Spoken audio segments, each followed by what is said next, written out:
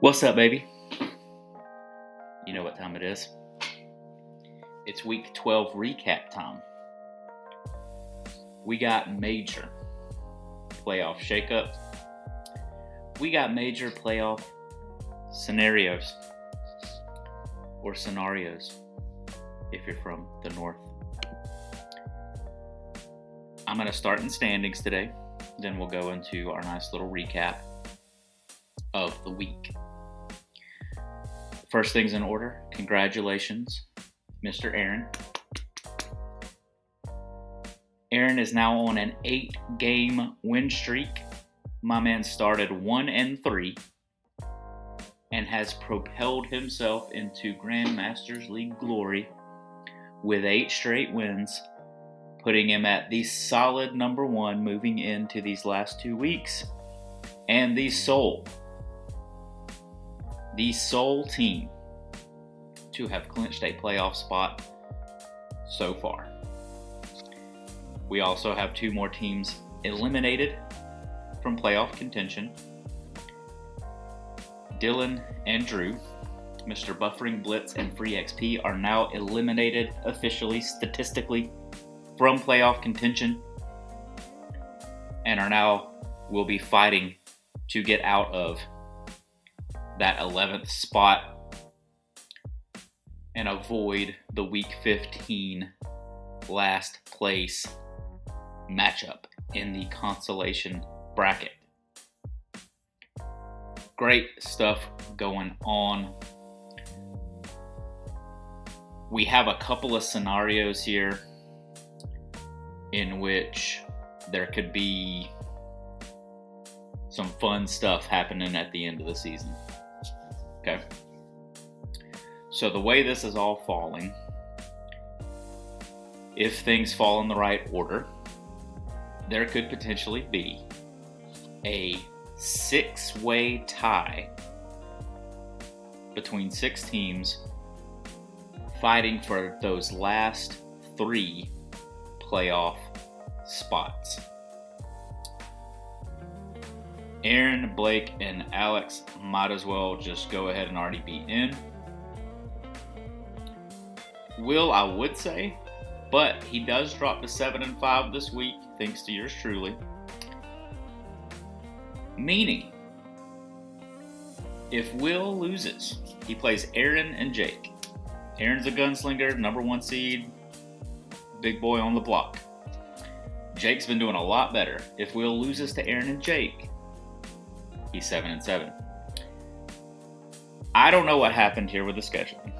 It's all automatic. I don't know how this happened, but Eric and Grayson will have played each other 3 times this season. Okay? Including the last 2 games of the season. So, I don't know what happened there, but I guess it works out. Mathematically, I don't know how it works. Anyways. So Eric plays Grayson twice. Grayson plays Eric twice. If Grayson wins both those games, both of those guys are 2-7. Okay? Then we have Mr. Ryan, who would have to lose to myself and Drew. And then we have Dale, who would have to lose to me, but then beat Dylan. And then I've got to win out and beat Dale and Ryan. I know it's crazy, and I'm not saying it's going to happen. It's a very low chance. But if that happens, we then move to that 6-way tie for the last 3 playoff spots, and then we go to points 4. Meaning Will is pretty much a lock at 1490. You've got Eric at 1403, Ryan at 1366, Dale at 1357, me at 1346, and Grayson at 1274. Okay? So realistically, it's not a 6-way battle, because even if Will loses twice, there ain't no way we're making up that many points. Because even the highest ranking one would have to score 87 more than him 2 weeks in a combined over 2 weeks in order to overtake that. So in reality, we're probably just talking about a 3-way sort of fight here for the end, but nevertheless, the percentage chances are low for myself and Grayson. There at 13 and 4%. Much higher for Eric now after those victories, rocking that 82%. Ryan moving to 76, Dale moving down to 31, and myself at 13. So we'll see how that plays out. We're going to go quick through our recap here. We're going to start off, obviously, with your boy, the commish, up against Mr. Rashee Rice's bail bonds. I thought I was for sure going to lose this, but I did catch him without Achane, so I'm extremely fortunate to have done that. My guys did all right. I did make a mistake. This whole Tet Wayne-Dell dynamic on my team is just so annoying because I play one and they don't do anything. I bench the other and they go off. Tet had 33 last week and Wayne-Dell had 7 last week. And you flip it around. Now he's got 11. Now he's got 30. I don't know what to do. I'm thinking, because Justin Jefferson has just been a dud thanks to J.J. McCarthy, I'm thinking about just Amon-Ra, Wayne-Dell, Tet. Let's go. I mean, maybe they'll go off. I do get some huge performances, even though it's below 20 for both of them, from my running backs because Josh Jacobs was out. I get 18 and 13 from them respectively. Just glad it worked out. I get 17 from the Browns defense, so a lot went my way in this one. And then he had, I think Bucky came back, or they're using this other guy more. He's got below 10. Eagles defense was 0. Adunze with less than 10. And not much happening here on the bench except 15 points from the defense would have made it a little more interesting. And then the story for him is that Lamar Jackson now for 2 weeks in a row are under 10 points. That's pretty crazy. But I do end up with the dub here. Very fortunate to have done so.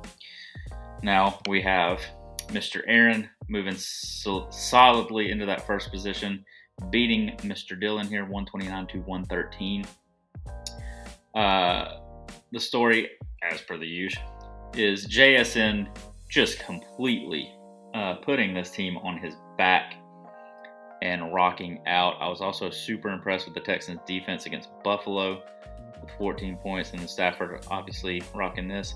But to get 8 points from your running backs and still win and still score basically 130 is just crazy. JSN proving to be one of, if not the best receiver in the game at the moment. We did have Dylan drop the largest single score from a player this year in 55.4 points from Jahmyr Gibbs, thanks to an overtime touchdown. Absolutely crazy work, but still only scored 113 due to some unfortunate stuff here with the Kansas City receivers, and he really didn't have much options here. What's happening to him is the Drake London deal, and then Marvin Harrison was out as well. So some of his top scorers just not in the mix. Chiefs D for 2, tight end for 2, Hollywood Brown for 2, and Singletary for 5. And Josh Allen at 8, brother, after dropping 40-something last week. So that Texans D shows up and gives him that. So Aaron gets the win, locks in that playoff spot, the first team to clinch. And even though Dylan lost because of the points, he was able to jump ahead of Drew with the same record and get out of 11th. We then go to Drew versus Blake here. Blake had a horrific outing from his team. Brock Purdy with 7, Saquon and Jonathan Taylor going for 20. I mean, if you were going to catch Blake at a time, it would have been this one. Unfortunately for Drew, we got some nothing burgers from the new Kyle Pitts in Jameson Williams. He had Bros on a bye week. Not much he could have done. Dobbs going for 4, Kamara for 3, and Sean Tucker for 5. I mean, what are you supposed to do?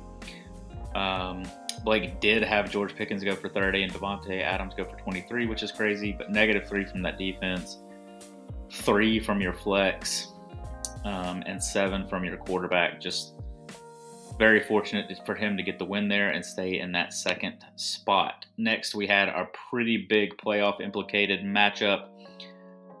Eric basically solidifies his spot in the playoffs with this win and his point total. 148 dropped against Dale at 107.96. Let's see what happens here. You can already see Rashid Shaheed dropping 0.5. I don't even know how you do that. 0.5 points. 8 from Nico. I mean, this isn't awful, but, the total only gets to 107. Drake May is typically the number one QB in the game, only dropping 16 there. And then we have Eric dropping 20 with ETN, 12 with the Ravens defense, 18 from a kicker, 23 from a receiver, 22 from Derrick Henry, and 17 from Sam Darnold, getting him to that 148 mark, moving him, I believe, up to 5th, right? So locking in, fifth, getting to that playoff spot. Dale moving to 7th and needs some magic here to make up that difference and get back in the playoff conversation. We then had Ryan beating the 3rd place team, or what would have been the 2nd place team, in a great outing, and moving himself up to 6th and a playoff spot. Trevor Lawrence going for 17, A.J. Brown going for 25, that's crazy. Alec Pierce is wild at 3.6, and then David Montgomery at 6.7. Packers D at 18, goodness gracious. And then even had some points on the board there with 15 from Jacoby Myers. Was up against the mighty Mahomo and his usual suspects dropping mad points because of an illegal play. And I guess the coach of the Niners has McCaffrey in fantasy too, dropping 27.2. There was a chance that Alex could have pulled this off. McCaffrey would have had to score 28 more than Kittle, but Kittle also had a good night at 13.8. And then you just got a bunch of single digits here, which is never good. Slayton, Watson, Warren, Kupp, and his kicker, which usually slays, all getting under 10 points there and resulting in the 105 score and the Ryan win. Grayson was able to escape Mr. Detweiler here. This was a crazy game because late on the Monday night, was it Monday night or Sunday night? It was Sunday night. Essentially, the Rams defense had to score, 25 in order for Jake to win, and they ended up dropping 20. This was very nerve-wracking for a time period. But Grayson able to get the job done. Caleb Williams drops 21, 16 for Kyle Pitts is just going to Kyle Pitts. Not much he could have added here from the bottom, but the other story, dude, okay. It's story time. Last year, Alex Cook, the reason you guys are facing a punishment, drafts McCaffrey first. He gets injured. He doesn't play the entire season, basically.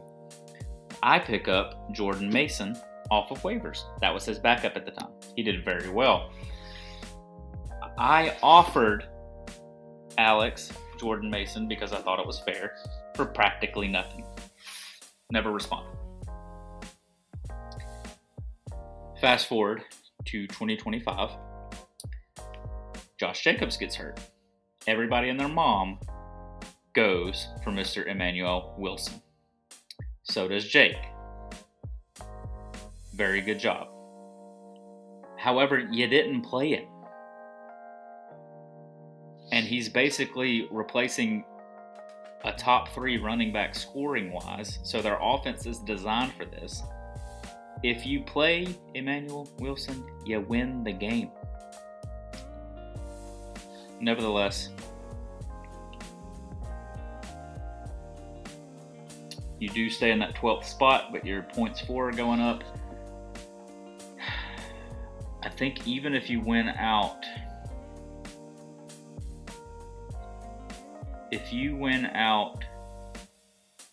we're done with the games. Let's go back to the standings and look at this. We got another scenario for you. Let's see what happens if Jake wins out. If Jake wins out, he moves to 4-10. And if Dylan and Drew lose out, they move to 4-10. And then you would go to points 4. So let's put this in reverse order and say you've got Jake, Drew, and Dylan. So Jake, you're separated by about 64 points here. What you would have to do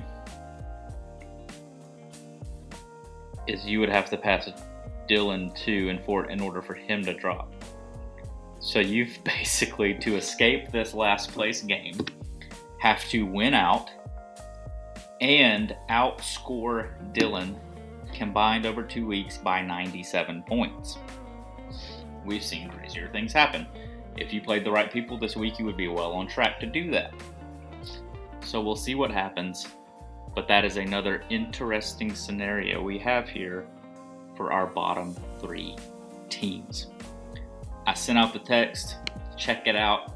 We are doing our watch party locally here Sunday, December 14th at 3 p.m. We got some banger games to check out, including but not limited to Rams Lions. Gonna be crazy. Come check it out. It's also the first week of the playoffs, and it is that last place matchup for week 15 to determine who wears our wonderful I Suck at Fantasy Football onesie, singlet, leotard, whatever you want to call it, on Fieldstown Road, Super Wildcard Weekend. Don't stop, keep going, keep it up. We'll see you next time.